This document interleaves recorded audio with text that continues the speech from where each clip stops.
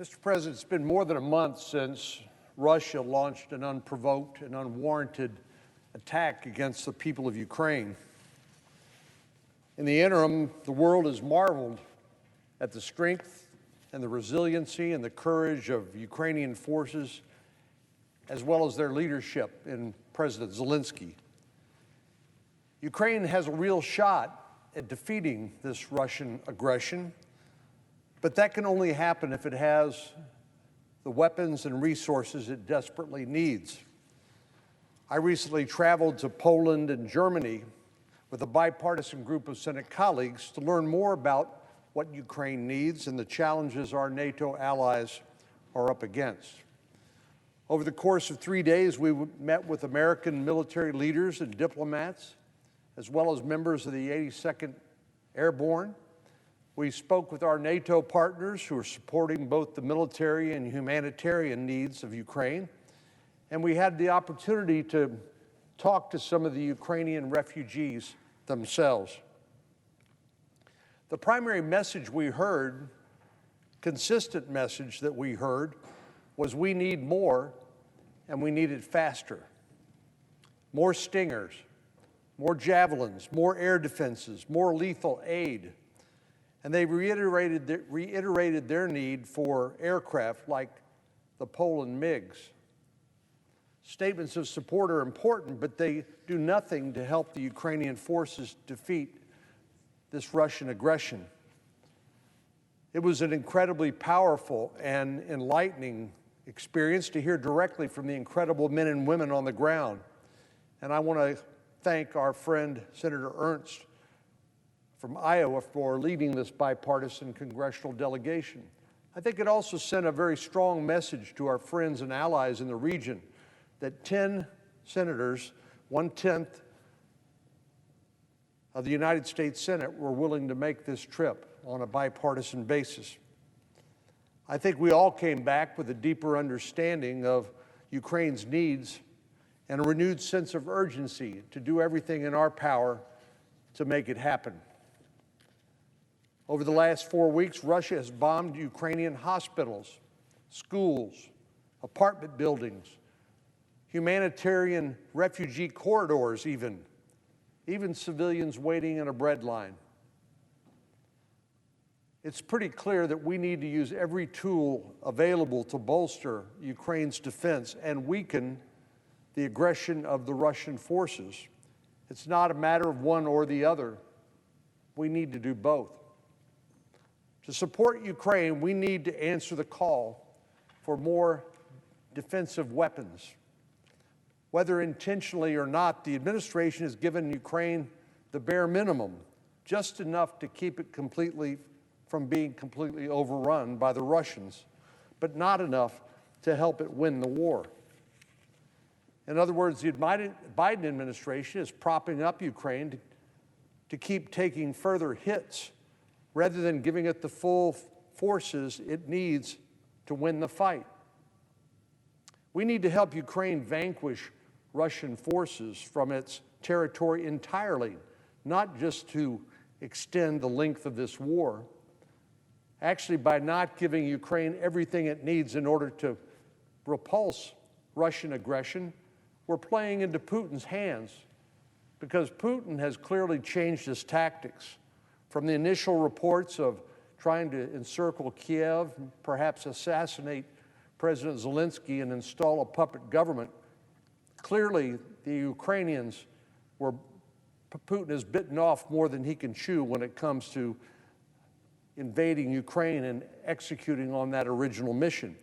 But now he's engaged in a war of attrition, flattening Ukrainian cities, killing innocent civilians from outside of Ukrainian airspace because he's worried about the anti-aircraft capabilities of the Ukrainians using things like man-pads and Javelin missiles and Stinger missiles, Well, time is on Putin's side, and we need to level the playing field and actually give the Ukrainians what they need in order to stop this war as soon as possible before further loss of life and further damage to their country is done. Now, the most effective way to do this, since Ukraine's not a member of NATO, we're not going to send troops there, as President Biden has said, appropriately so, but we need to ensure that the Ukrainians have everything they need in order to do the job themselves. As President Zelensky has said, Ukraine can't shoot down Russian missiles with shotguns and machine guns. Unfortunately, there are a lot of roadblocks standing in the way, and unfortunately, one of those is the reluctance of the Biden administration to quickly and expeditiously get the Ukrainians what they need. For example, Poland offered to transfer its entire fleet of MiG-29 fighters to the United States for delivery to Ukraine. Ukrainian forces already know how to fly these Russian aircraft, and President Zelensky assured us that they are desperately needed. But the Biden administration rejected the offer after first Secretary Blinken seemed to give it the green light. The administration changed its mind out of fear that they might provoke Putin, once again playing right into his hand. All Putin has to do is rattle his saber to deter the United States and its allies from helping Ukraine to the maximum of our capability. Another big obstacle that the Ukrainians are finding is the red tape associated with anything that the federal government seems to do. Ukraine's provided a detailed list of the resources it needs: fighters, anti-aircraft missile systems, more Stingers, more Javelins. It's not a list of items they'll need next month or the next. It's what they need right now in order to survive. The process of getting defense articles into Ukrainian soldiers' hands includes some big bureaucratic hurdles that not only make it harder to act quickly, but make it more difficult to send Ukraine the resources they desperately need. Fortunately, there's strong precedent from World War II that we could follow to help expedite the process. During World War II, when Britain was hanging on by a thread and the United States was a non-combatant in that worldwide war at the time, President Roosevelt vowed to transform the United States into the arsenal of democracy, as he called it, and he worked with Congress to pass the Lend-Lease Act. This legislation allowed the United States to use its industrial might to supply Britain and our other allies with the resources they needed at a critical time in World War II, and without lengthy delays. Borrowing inspiration from President Roosevelt, I introduced bipartisan legislation with colleagues called the Ukraine Democracy Defense Lend-Lease Act, which will expedite getting Ukrainian forces the resources they need to win the fight without any unnecessary delays. I also think that in addition to the actions by the administration, I think it sends a strong bipartisan message of support from this body and gives encouragement to our friends in Ukraine who are fighting for their very existence. This legislation authorizes the president to enter Lend-Lease agreements directly with Ukraine and provide Ukrainian forces with lethal weapons needed to defend their sovereignty. But I think rather than the piecemeal approach being used by the administration, this would open this arsenal of democracy known as the American industrial base to provide Ukraine what it needs and give them the assurance that whether they need it today or tomorrow or they need it replenished next week, it will be there for them as long as they need it. I'm proud to have worked with a number of colleagues on this bipartisan bill, including Senators Cardin, Wicker, Shaheen, and many others. So far, more than 20 senators have co-sponsored this legislation, and I hope we can pass it without any further delay. This is obviously an urgent crisis. Putin thought this was going to be like the Taliban taking Afghanistan after the United States and NATO's withdrawal. He thought he could take Ukraine without firing a bullet.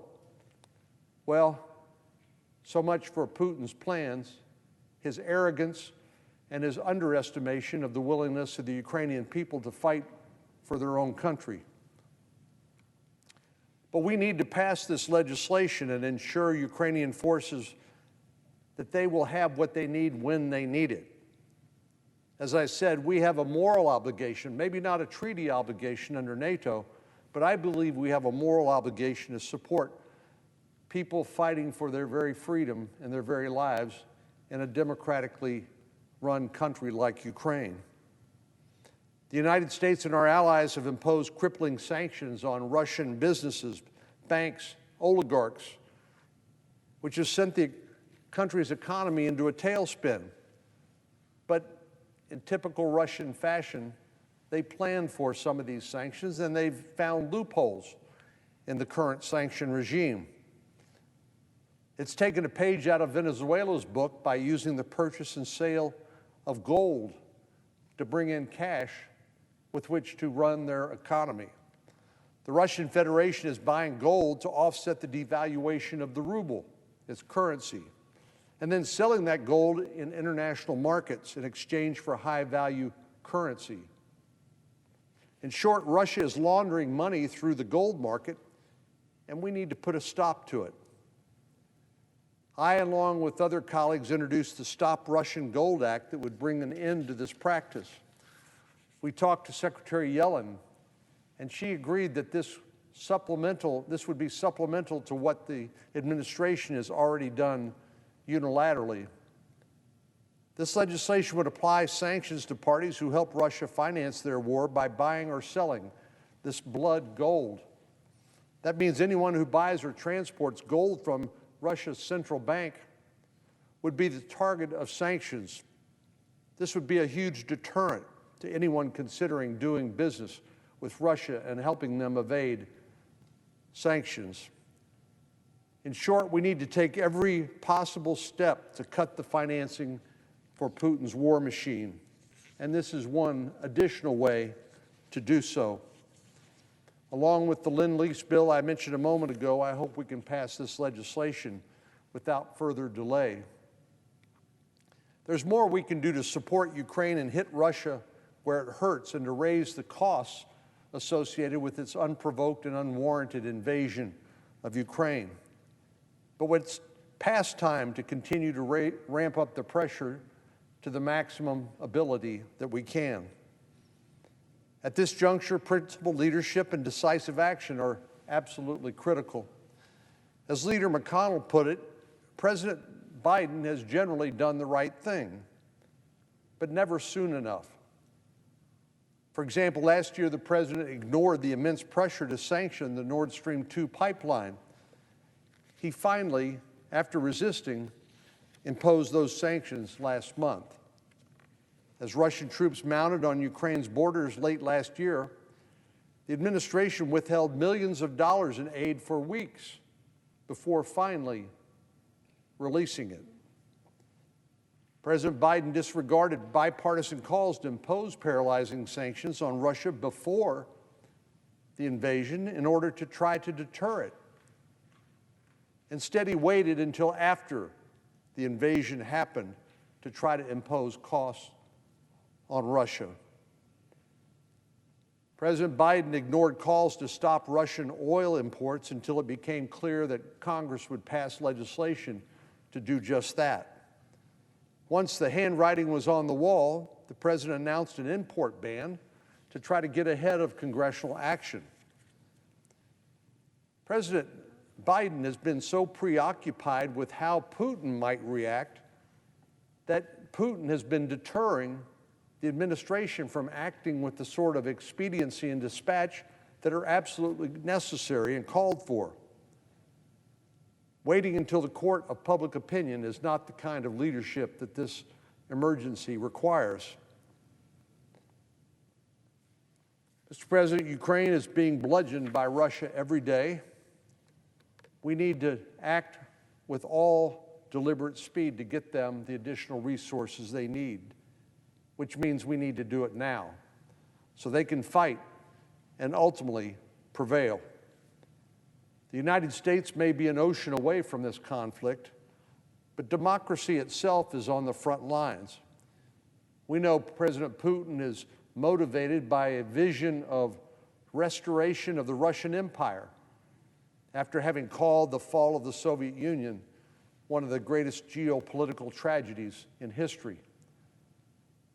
So we don't know when Putin will stop or if he will stop, which gives us the only option of doing everything we can to assist our Ukrainian friends from stopping him themselves. We stand in solidarity with our partners in Europe, and we're committed to supporting Ukraine as it defends its sovereignty.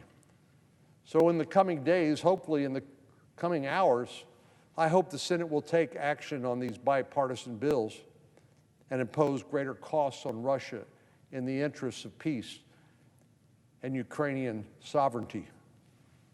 Mr. President, I yield the floor. And I note the absence of quorum. Clerk will call the roll. Ms. Baldwin.